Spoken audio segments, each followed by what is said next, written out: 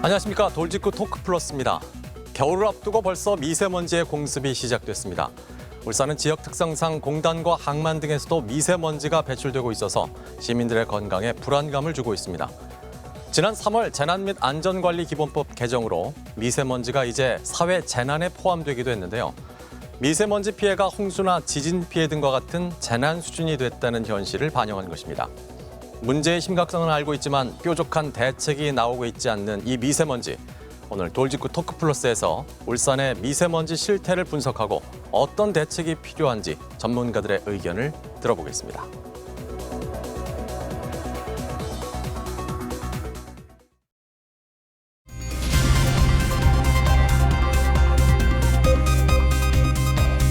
애들한테 일단은 좀 위험이 있다 보니까 애들 건강 때문에 좀 찾아보고 있거든요.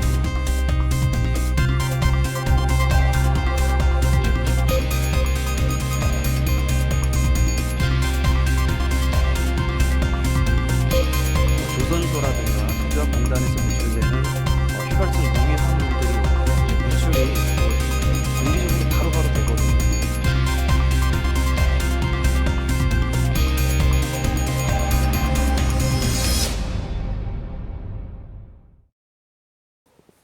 자, 그럼 울산의 미세먼지 실태가 어느 정도나 심각한지 또 어떤 대책이 필요한지 두 분의 패널을 모시고 말씀을 나눠보겠습니다.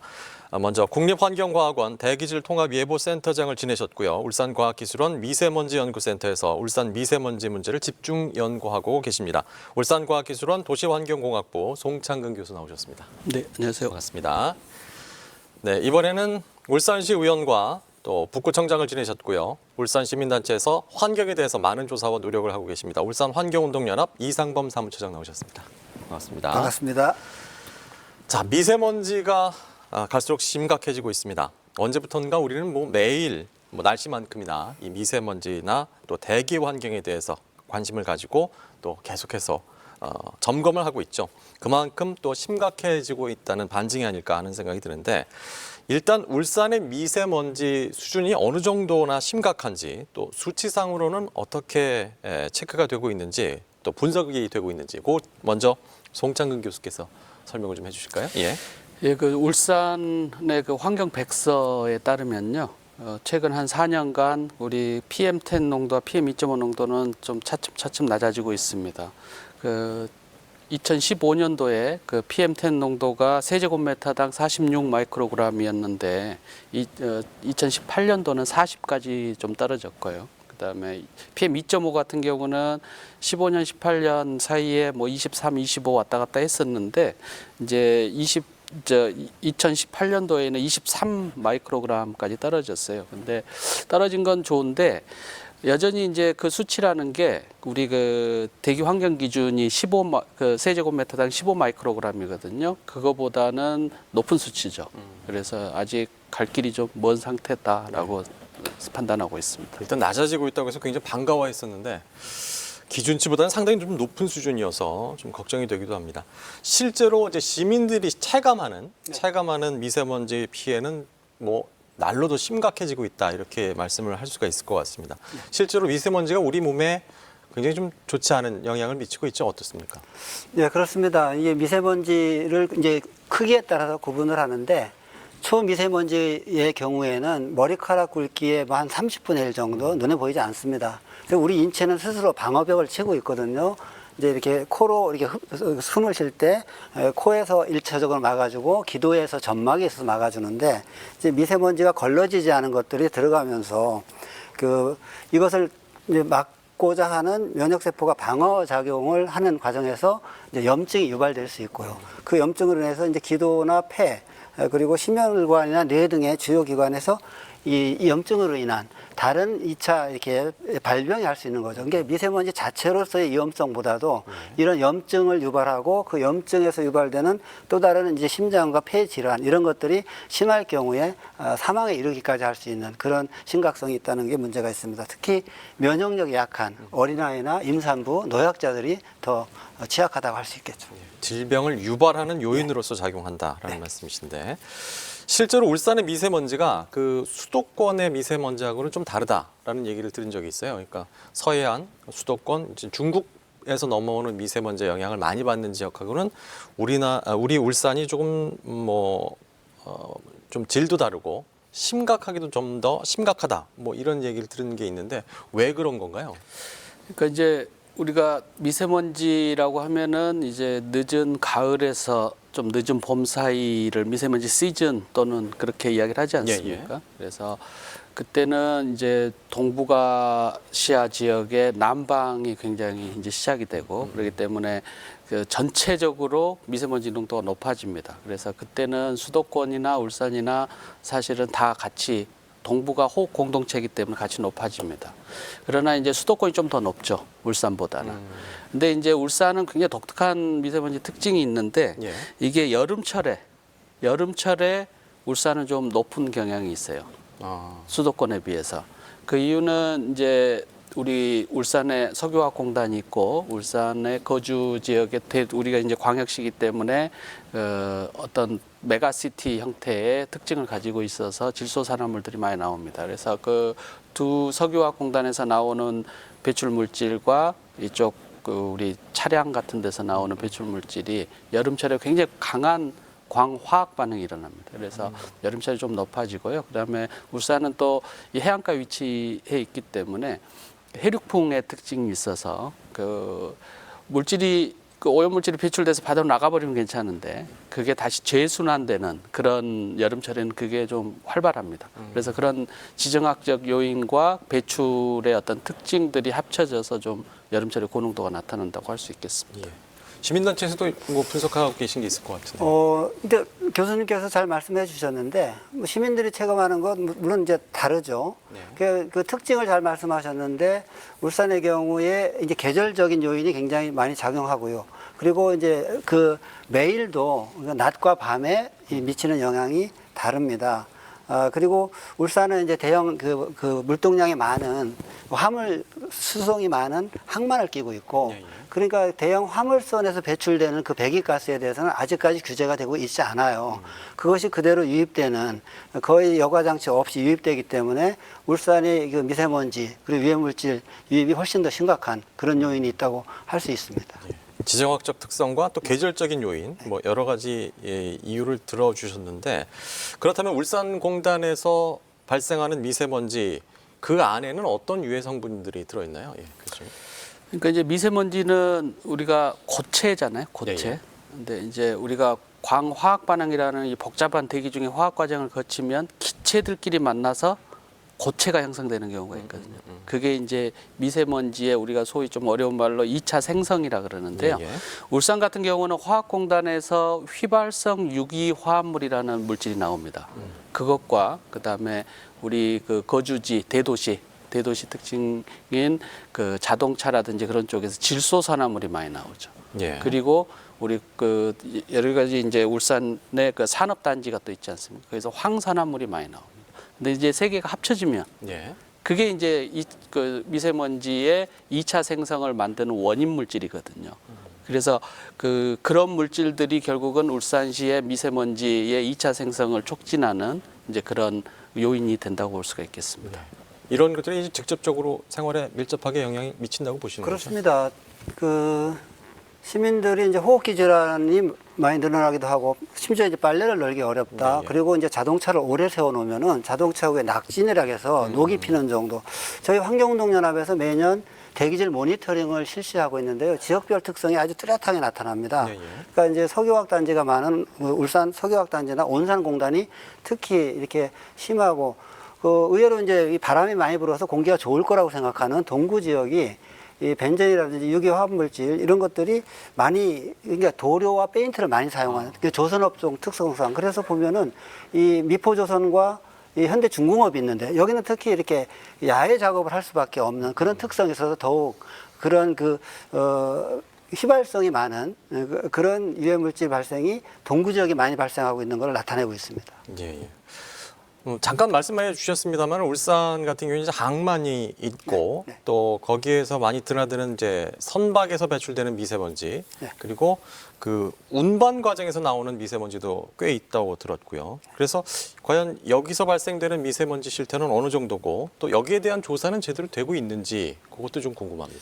그러니까 이제 울산시에서 결국은 이제 환경정책기본법에 의해 가지고 예. 결국은 이제 1986년부터 대기보전 특별 지역으로 울산이 지정이 됐어요.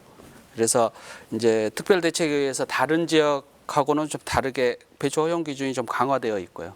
그리고 연료 사용 규제라든지 그다음에 배출 시설에서 나오는 감시 체계라든지 그다음에 신규 업체 입주 제한이라든지 이런 조치가 이행이 되고 있습니다. 울산 현재. 그래서 그리고 이제 울산 대기오염 측정을 위해서는 지금 현재 17개의 그 자동 측정소가 운영이 되고 있죠. 그래서 네. 기초적인 현황 파악은 지금 되고 있다고 그 판단하고 있습니다. 그러나 이제 지정학적 특징에 의해서 미세먼지가 아까 말씀드렸던 재순환이라든지 확산이라든지 그런 게 있지 않습니까? 네, 예. 근데 그런 것과 관련된 특별 관측은 좀 미비한 상태죠. 그리고 또 하나는 시민들에게 미세먼지 예보를 좀 제공을 해줘야 되는데 이건 전적으로 중앙정부에 의존하고 있습니다. 그래서 이런 부분도 좀 보완이 돼야 될 것 같고요. 그리고 건강 피해에 대한 여러 가지 조사라든지 연구라든지 그런 것들이 좀 미흡합니다. 예, 예. 그래서 이제 울산에서 앞으로 향후 이런 체계적인 조사나 또는 정책을 세울 때 이제 앞으로는 좀 건강의 그 위해성 기준이라든지 예, 예. 건강 영향 평가의 결과를 가지고 그걸 가지고 좀 배출 허용 기준이나 환경 기준을 좀 검토할 필요가 있겠습니다. 알겠습니다. 뭐 송창근 교수께서는 전반적인 울산의 전반적인 미세먼지에 대한 얘기를 해주셨는데 이상범 사무처장님께서는 어떻게 생각하십니까? 아까 항만 얘기 잠깐 하셨는데 네. 그 제대로 조사가 되고 있다고 생각하세요? 측정 자체가 어렵죠. 예, 예. 왜냐하면 선박들은 그 입출항이 이게 그 유동적이고 그리고 또 이렇게 정박해 있는 기간 동안에 머무르는 시간도 일정하지 않기 때문에 예, 그것을 계량화해서 측정한다는 것 자체가 매우 어렵습니다. 그리고 교수님이 얘기한 것처럼 이 고정식 무인 측정소가 있는데 이것만으로도 울산에 발생하고 있는 미세먼지를 제대로 측정하기는 어렵고요. 그러니까 이제 그 어떤 사안이 발생했을 때 이동하면서 아주 그 빠르게 이렇게 기동력을 갖고 있는 이런 형태의 측정 이것이 좀 추가돼야 되는 그런 것이 부족하다고 생각이 됩니다. 그리고 예를 들면은 얼마 전에 지난달에 그 연포부두에서 예. 화학물질을 운반하는 선박이 큰 대형 화재가 일어났지 않습니까? 있었죠. 그랬을 때 그 유독가스가 그대로 노출됐고 울산 시민들은 거기서 어떤 유해물질이 배출이 됐는지 얼마나 배출됐는지 그것이 우리한테 얼마나 유해한지에 대한 그런 정보를 전혀 제공받지 못했고 그런 서비스를 지방자치단체가 못하는 이런 수준이라는 것이죠. 네, 네. 그랬을 때 그냥 국가의 정보에 의존해서 예보를 하는 시스템 정도 그리고 이제 고정되어 있는 무인 시스템을 가지고 측정하는 거 가지고서는 시민들한테 제대로 된 이 미세먼지 대책을 제공할 그런 서비스로는 아주 대단히 미흡한 수준이다 이렇게 생각을 합니다. 그렇군요. 그 측정 자체도 좀 미비하지만 네. 거기에 따르는 그 인체에 미치는 영향에 대한 분석도 좀 많이 모자라다라고 모자랍니다. 분석을 하고 계시는데 그렇다면 시민들이 체감하는 미세먼지 피해는 어느 정도라고 보십니까? 그거를 수치적으로 얘기하기는 어려운데요. 예. 간단한 하나의 사례로 지난 7월 달과 9월 초에 동서발전에서 예. 석탄 화력 발전소 이제 노후 발전소를 해체하는 작업이 있었습니다.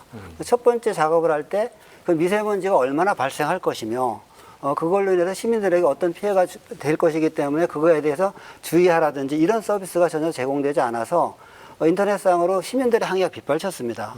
그 다음에 이제 두 번째 이 보일러 건물을 해체할 때는 나름대로 대비책을 세운다고 세웠어요. 그래서 저희들이 모니터링을 해봤거든요.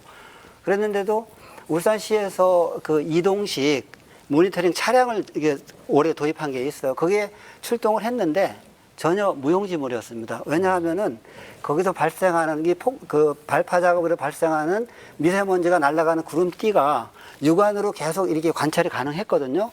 근데 그 차량은 그 바람 방향과 전혀 상관없는 방향에 고정식으로 있었어요. 그걸 보면서 저희들이 이런 형태의 측정 방식을 가지고 시민들에게 어떤 서비스를 제공할 수 있을까? 그러니까 시민들은 전혀 그 내용들을 모르는 채 그냥 외출하고 방문 열고 빨래 널고 이랬다는 것이죠. 그랬을 때 시민들이 체감하는 것을 수치로 계량해서 얘기할 수는 없지만은 거의 무방비 상태에 노출돼 있다.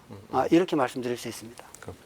미세먼지의 실태, 지금까지 말씀하신 걸로 들어서는 울산만의 특징도 있고 또 여러 가지 인체에 미치는 영향, 시민 실생활에 미치는 영향에 대한 실태 조사라든가 분석도 좀 많이 부족하다라는 얘기실 텐데, 그렇다면 이제 울산시도 나름의 대책을 세워야 하지 않겠습니까? 뭐 시민 건강 차원에서도 그렇고 대기 환경을 위해서도 그렇고 여러 가지 대책이 내놓고는 있습니다만 과연 어느 정도나 대응을 하고 있고 또 거기에 대해서 어떻게 분석을 하시는지 송창근 교수께서 먼저 좀 얘기해 주실까요? 그러니까 이제 최근에 울산의 그 대기 환경 개선 실천 계획 수립이라는 연구가 수행이 울산에서 됐는데 그 연구 결과에 따르면은 이제 아까 말씀드렸다시피 그 대기 보전 특별 대책 지역으로 울산이 지정된 이후에 여러 가지 조치들이 정책 그런 게 돼 있어서 사실은 미세먼지라든지 이런 대기 환경이 다소 개선이 됐습니다. 그런데 이제 울산이 다른 그 특별시라든지 광역시하고 비교를 해보면 여전히 그 특정 대기오염 물질이 최다 배출되는 지역이에요. 그리고 일부 대기오염 물질은 그 단기 그 대기 환경 기준을 초과하는 그런 실정입니다. 그래서 이제 그리고 또 이제 울산은 공단 지역에서 배출되는 대기오염 물질이 배출원과 시민들의 거주지가 매우 가깝다는 또 특징이 있고요. 그리고 이제 아까 말씀드렸던 2차 생성이 되는 그런 대기오염 물질의 그 대기 환경이 굉장히 답보 상태, 개선 상태가 답보 상태에 놓여 있습니다. 그래서 이제 현재까지 울산시에서 물론 환경 개선을 위해서 여러 가지 노력과 투자가 있었겠지만 그 시민들의 요구는 더 개선해라는 거 아니겠습니까? 그래서 이제 더 많은 투자가 좀 집중이 돼야 될 것 같습니다. 예. 시민의 반응을 잠깐 얘기해 주셨는데 실제로 시민들이 과연 어떻게 보고 있고 시민들의 평가가 어떤지 궁금합니다. 왜냐하면 이거는 뭐 시민의 실생활하고 밀접한 관계가 있는 거기 때문에 어떻게 보십니까? 하나의 예를 들어 말씀을 드리면은 시민들이 이런 미세먼지나 또는 악취 문제가 발생했을 때 저희 환경단체로 연락이 많이 옵니다.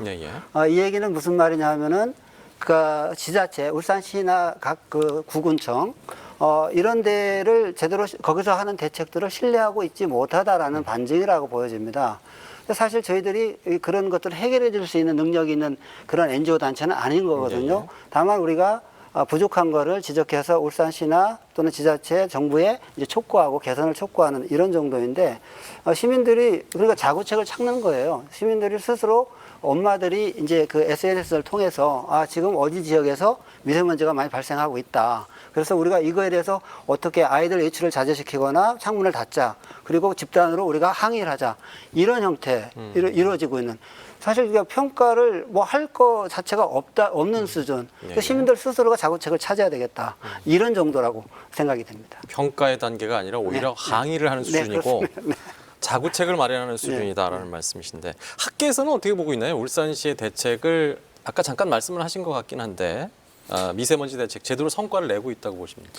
그러니까 이제 미세먼지를 그 하기 위한 울산시나 그런 데서 각종 계획이라든지 정책이라든지 그런 부분들이 수립이 되고 시행이 되고 있지 않습니까? 근데 제가 보기에는 좀 평가가 부족한 것 같아요. 평가가. 왜냐하면 정책을 수립을 했으면 평가는 여러 가지가 있겠습니다. 그 과학적인 평가도 있을 테고 말씀하신 시민들의 평가들도 있을 거고 그런 평가들을 좀 종합적으로 저 생각으로는 그 반드시 정책을 시행한 후에는 그런 부분들을 한 다음에 그걸 가지고 그 피드백을 얻고 그에 따라서 정책이 조금 수정 보완되는 한 번 정책을 5년간 계획을 만들어 놓으면 한 번도 안 변한다? 그건 아니겠죠. 그래서 그 중간중간에라도 좀 평가를 해서 그 좀 수정 보완하는 노력이 좀 필요할 것 같고 아까 이제 울산시 여러 가지 대책이라든지 그런 게 통해 가지고 이제 뭐 차츰차츰 개선이 되고 있지만 여전히 부족하다라는 그런 평가를 하고 있습니다. 그렇군요. 정책을 세웠으면 좀 더 세밀하고 면밀한 그 검토가 있고 또 평가가 있어야 되는데 그게 좀 부족한 것 같고 거기에 대한 수정 보완이 필요하다는 말씀이신데, 자 그렇다면 학계에서 그렇게 평가를 하시면 뭔가 좀 대안을 제시해 주시면 정책을 세울 때 좀 좋을 것 같습니다. 어떤 그러니까 미세먼지를 대응하는 것은 두 가지가 있습니다. 예, 예. 하나는 원인 물질을 근본적으로 제거하는 게 있겠죠. 그다음에 하나는 이왕 단기간에 해결될 수 없다면 그걸 미리 정보를 미리 알고 시민들의 그 위험으로부터의 어떤 회피 행동을 할 수 있는 그런 여러 가지 서비스를 하는 그게 있어야 되겠죠. 그래서 두 가지로 나누어서 접근해야 될 텐데, 먼저 이제 원인 물질을 근본적으로 저감하는 것은 이제 울산 같은 경우는 아까 설명드렸지만 우리 휘발성 유기화합물, 질소화합물, 산화물 이런 것들이 아주 강한 그 광학 반응으로 인해서 2차 생성 물질이 문제가 되지 않습니까? 예, 예. 그래서 2차 생성을 줄이는 이 대책에 좀 집중을 해야 될 필요가 있습니다.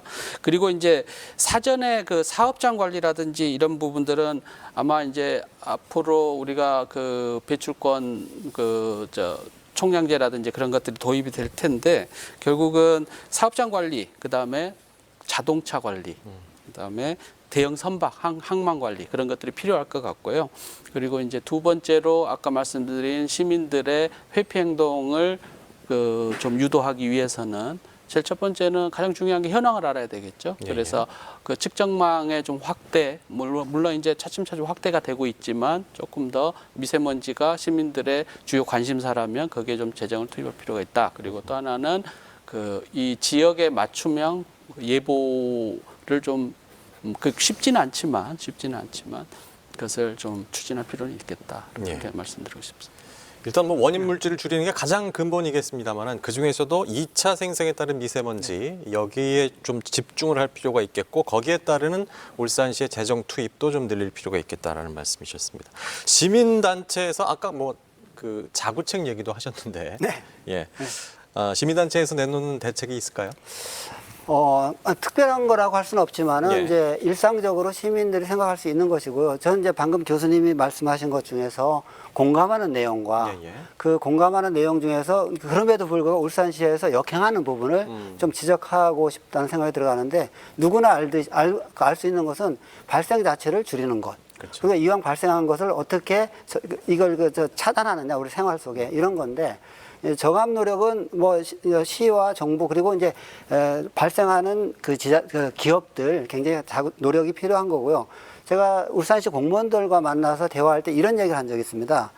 그러니까 측정 장비의 첨단화, 과학화가 필요하다 이런 말씀도 드렸고요. 장소도 측정 장소 늘려야 된다 얘기도 드렸고요. 또 하나가 그 측정 값을 실시간으로 공개함으로써 시민들에게 신뢰감을 회복해야 된다 이런 얘기했고요.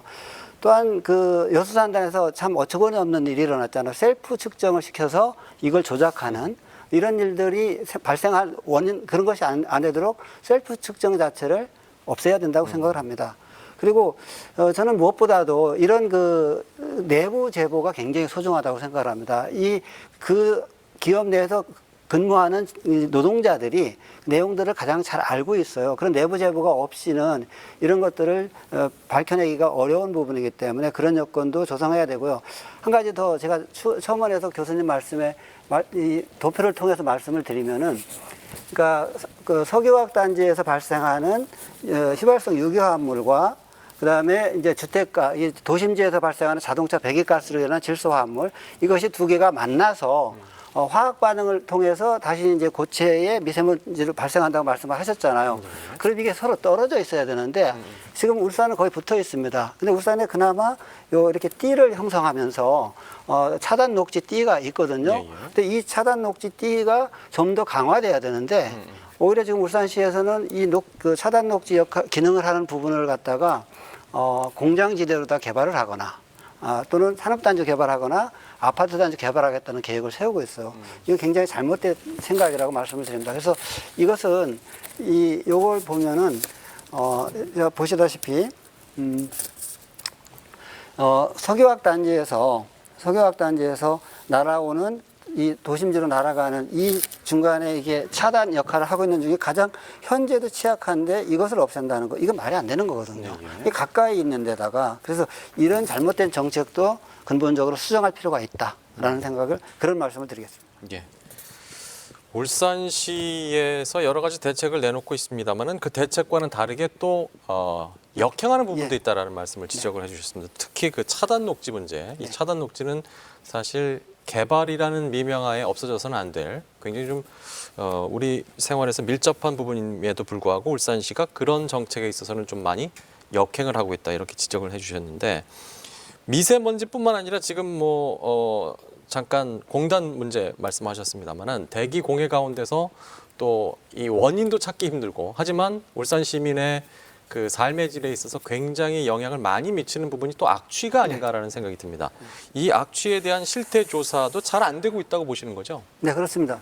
저희들이 오히려 미세먼지보다 시민 제보가 악취 민원이 더 많습니다. 많죠. 그래서 악취 민원을 저희들이 받더라도 한계가 있어요. 그 악취 발생 원인을 찾는 것이 즉시 그것을 찾아보지 않고서는 악취는 대기중에 머무르지도 않고 그렇죠. 그리고 바람 불면 사라져 버리기 때문에 그러면 어떤 문제가 있냐면은 그 지자체에다 신고를 해요. 주민들이 신고했을 때 지자체가 휴일이거나 퇴근 시간 이후면은 못 나가 보는 거예요. 그냥 그 다음 날 나갔을 때 악취가 남아 있을 리가 없잖아요. 그렇죠. 그러면 이제 뭐 괜찮네 이런 상태. 그래서 시민들이 악취로서 고통을 받고 그런 그 체감하는 거에 비해서 실제 이제 이 악취 원인을 찾아보고 분석하는 것 자체 시스템이 안 돼 있는 거에 따른 이 괴리감이 굉장히 크다고 보여집니다.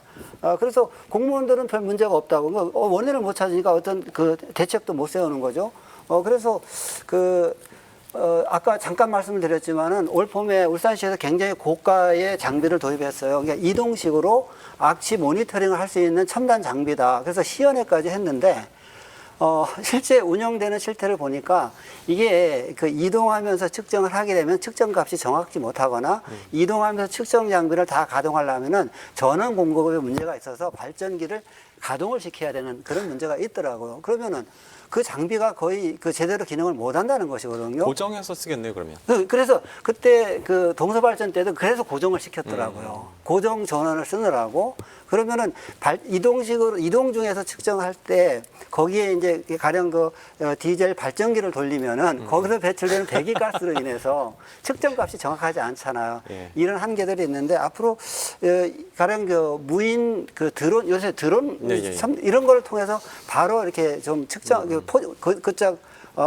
공기를 포집할 수 있는 거라든지 또 하나가 아까도 잠깐 말씀드렸지만은 이 내부 제보 그리고 또 하나는 시민들의 이제 신고정신 수출한 분들 이런 분들로 인해서 시민 감시단을 운영해요. 취약지구마다 시민 감시단을 임명해서 그분한테 자부심과 사명감을 좀 주면은 그게 이제 아주 효과적인 그 모니터링 시스템이 될 거라고 봅니다. 예. 일단 시스템이 부족하고 네. 거기에 따른 기술적인 부분도 좀 많이 보완이 돼야 될 거고 장비도 좀 부족하다라는 말씀이셨던 것 같습니다. 그렇게 본다면 그런 모든 것들을 좀 보완할 수 있다면 정책적인 의지, 단속 의지 뭐 이런 것들도 평가가 되지 않을까라는 생각도 드는데 악취 근절을 위해서는 학계에서는 어떻게 대책을 세워야 한다고 보시나요? 방금 말씀하셨듯이 그 악취는 굉장히 국지적인 문제거든요. 예. 이게 그리고 악취를 유발시키는 물질은 굉장히 다양합니다. 그래서 그걸 파악하기가 굉장히 어렵고요. 그래서 이제 특히 그 악취를 유발시키는 물질은 대부분 유해 대기 그 화학 물질로 분류돼 있어요. 그 헵스라고 하는데요. 네. 그리고 그 대부분 휘발성 유기화합 물질 VOC라고 하는 그 일종입니다. 근데 수십 종이거든요.